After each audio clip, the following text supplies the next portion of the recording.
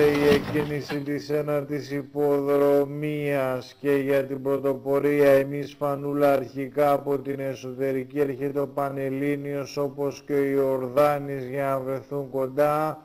Ο Ζώνας τρέχοντας τέταρτη ρόδα επίσης στις πρώτες θέσεις. Εμείς Φανούλα ξεκαθαρίζει την πρωτοπορία, ακολουθεί ο Ιορδάνης, πάντα Πανελλήνιος και Ζώνας από κοντά.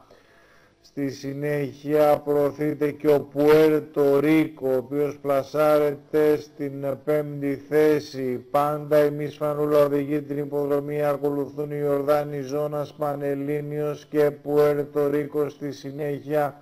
Ακόμα πιο πίσω ευκίνητος Τέζενο προωθείται Λαυγούμαν και πολύ πιο έξω καλπάζει ο Καρντάσης.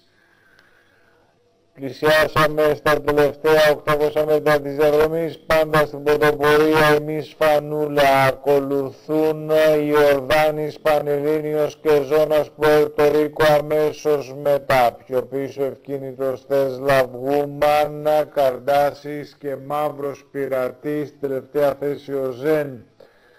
Μπαίνουμε σιγά σιγά για την τελική φάση της διαδρομής, την τελική ευθεία. Εμείς Φανούλα προσπαθούν να αναπτυχθούν πλέον, ο Ζώνας απ' έξω, από μέσα ο Ιορδάνης που φαίνεται εύκολος, όπως και ο Πουέρτο Ρίκο προσπαθεί να βρει κάποιο πέρασμα, Πανελλήνιος στη συνέχεια. Και στα τελευταία μέτρα με το Μαύρος Πειρατής προσπαθεί να βελτιωθεί, θα γίνει